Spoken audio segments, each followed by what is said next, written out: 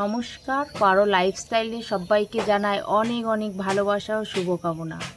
আজকে সকালটা শুরু হয়েছে খুব সুন্দর একটি প্রাকৃতিক দৃশ্য দিয়ে, কারণ আমি মায়ের বাড়িতে আছি আর ঘুমটা ভাঙতে একটু দেরি হয়ে গেছে। বাড়িতে নিজের বাড়িতে থাকলে অনেকটাই কাজবাজ থাকে, সকাল সকাল ঘুম থেকে উঠতে হয়। এদিকে এসে দেখি মায়ের সকালের সমস্ত কাজ কমপ্লিট হয়ে গেছে, এখন জামা কাপড় কাচছে। অনেক ভোরেই উঠেছে, যার জন্য সমস্ত কাজ কমপ্লিট হয়ে গেলে, জামা কাপড় কাচা কমপ্লিট হয়ে গেলে সবার জন্য খাওয়ার জোগাড় করবে, বাজার করবে। আর আজকে আমি বাড়ি ফিরে আসব, যার জন্য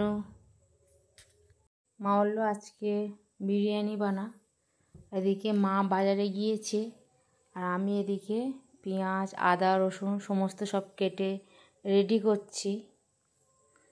তাই এগুলো আমার কাটা হয়ে গিয়েছে। আর এদিকে মা বাড়িতে ফিরে এসছে বাজার করে, মানে বিরিয়ানির যে সমস্ত মশলা আর কি লাগে সেগুলো সব কিনে নিয়ে এসছে। তা দেখে নিলাম সব ঠিকঠাক আছে কি না। আর মাংস নিয়ে এসছে, হবে চিকেন বিরিয়ানি আর টক দই।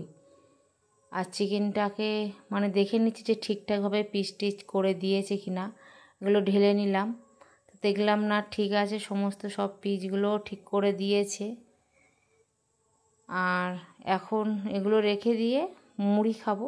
মা ওদিকে মুড়ি মাখাচ্ছে আর মা এদিকে শসা, পেঁয়াজ, টমেটো, চানাচুর আর আলু সিদ্ধ দিয়ে মুড়ি মাখিয়েছি। এখন সবাই মিলে এই মুড়ি খাবো, তারপর দুপুরের মানে রান্না বান্না হবে।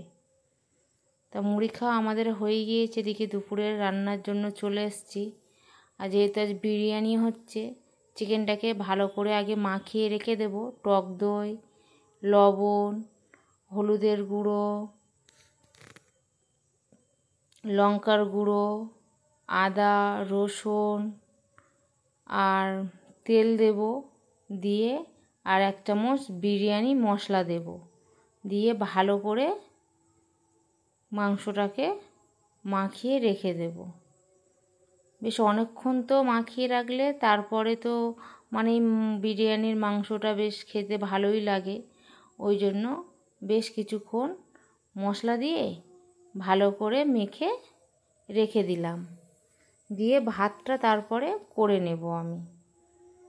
আর ভাতটা অনেকটাই তো, ছোট গ্যাসে হবে না, তাই বড় গ্যাসটা মাকে বার করে দিতে বললাম। ওই বড় গ্যাসে ভাতটা আমি করে নিচ্ছি। এদিকে ভাতের যে জলটা দিয়েছি ফুটে গিয়েছে, কিছুটা সাদা তেল দিয়ে দিলাম আর অনেকটাই পরিমাণ লবণ দিয়ে দিলাম। আর দিলাম লেবুর রস, গোটা দারচিনি, এলাচ, লবঙ্গ দিয়ে জলটা বেশ ভালো মতো ফুটে গিয়েছে। এখন ভিজিয়ে রাখা চালগুলো এর মধ্যে দিয়ে দেব। ভিজিয়ে রাখা চালগুলো আমি দিয়ে দিলাম এক এক করে, কেন অনেকটাই চালগুলো দেওয়া হয়ে গেছে আর ভাতগুলো হয়ে গিয়েছে ফুটে। ঝাঁঝরি দিয়ে কাটিয়ে কাটিয়ে ভাতগুলো আমি তুলে নেব এক এক করে। অনেকটাই ভাত তো উবুর দেওয়া যাবে না, ওই জন্য ঝাঁঝরি দিয়ে কাটিয়ে কাটিয়ে তুলে নিলাম। ভাতগুলো এখানে তুলে নিয়েছি সব ভাত নিয়ে, এখন আমি আলুটাকে আগে ভেজে নেব। আর এদিকে শুরু হয়ে গিয়েছে দুপুরে ঝমঝমিয়ে বৃষ্টি। এখন দুপুরে রান্না করছি আর বাইরে হচ্ছে ঝমঝমিয়ে মুষলধারে বৃষ্টি চলছে। আর সব কিছু তো গুছানো ছিল না, হঠাৎ বৃষ্টি এসে গেছে। আর এইদিকে দেখুন বৃষ্টিতে ভিজছে। বৃষ্টি পড়লে বাচ্চারা এখনও সেই আনন্দটা নেয়। বৃষ্টির মধ্যে ভিজে ভিজে আসলো আমাদের বাড়িতে। ওর বোনের জন্য দুধের বোতলটা নিতে এসছে, রেখে দিয়ে গেছিলো। আলু ভাজার জন্য কড়াই এদিকে তেল দিয়ে দিয়েছি, তেলটা গরম হয়ে গেছে, আলুগুলো দিয়ে দিলাম। আলুগুলো ভালো করে ভেজে নেব। আর একটু লবণ দিয়ে দিলাম, আলুটা আমি সিদ্ধ করে নিই, ভেজে নিচ্ছি। আর এদিকে একটু কালার দিয়ে দিয়েছিলাম। আলুগুলো তো ভাজা হয়ে গিয়েছে, এখন বেরেস্তার জন্য পেঁয়াজগুলো সব ভেজে নেব। অনেকটাই পেঁয়াজ তো ভাজতে বেশ অনেকটাই সময় লেগেছিল। আর যেহেতু ওই তেলে একটু কালার ছিল, তাই পেঁয়াজগুলোর কালার এইরকম হয়ে গিয়েছিল। পেঁয়াজগুলো তো বেশ ভাজা ভাজা হয়ে এসছে। আর ভালো করে ভাজা হয়ে গেলে পেঁয়াজগুলো তুলে নেব। এদিকে তো হয়ে গিয়েছে পেঁয়াজগুলো ভাজা, তুলে নিলাম। নিয়ে কড়াইয়ে আবার বেশ কিছু পরিমাণ তেল দিয়ে দিচ্ছি। দিয়ে যে মাংসগুলো মাখানো ছিল ওইগুলো এক এক করে দিয়ে দিলাম। ভালো করে এগুলো ভেজে নেব বা কষিয়েই নেব। এগুলো বেশ অনেকক্ষণ ধরেই আর কি একটু কষাতে হবে, যাতে মানে কাঁচা ভাবটা না থাকে। আর এতে দিয়ে দিলাম বিরিয়ানি মশলা আর গোলাপ জল, কেওড়া জল দিয়ে বেশ কিছুক্ষণ ফের নাড়াবো আর ঢাকা দিয়ে মাংসটাকে সিদ্ধ করব।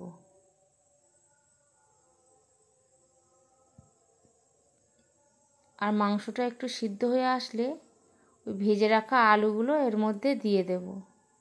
দিয়ে বেশ চাপা দিয়ে একটু সিদ্ধ করব আর লাস্টের দিকে একটু জল দিয়ে দেব।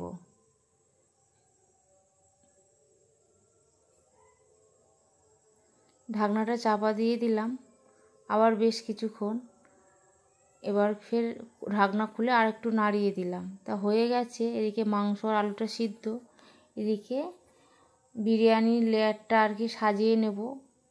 হাঁড়িটা নিয়েছি আর মাংসের যে গ্রেভিটা ছিল আর কি ঝোল, ওগুলো আগে নিচে দিয়ে দিলাম। তারপর বেশ কিছুটা ভাত দিলাম, দিয়ে আবার মাংস আলু সাজিয়ে দিলাম, আবার বেশ কিছুটা ভাত দিয়ে এইভাবে পুরো মানে হাঁড়িটাকে সাজিয়ে দিয়েছি বিরিয়ানির জন্য। দিয়ে এখন চাপের জন্য বেশ কিছুক্ষণ বসিয়ে দিলাম। তা আজকের বিরিয়ানি আমাদের হয়ে গেছে আর আমি গামলাতে ঢেলে নিয়েছি।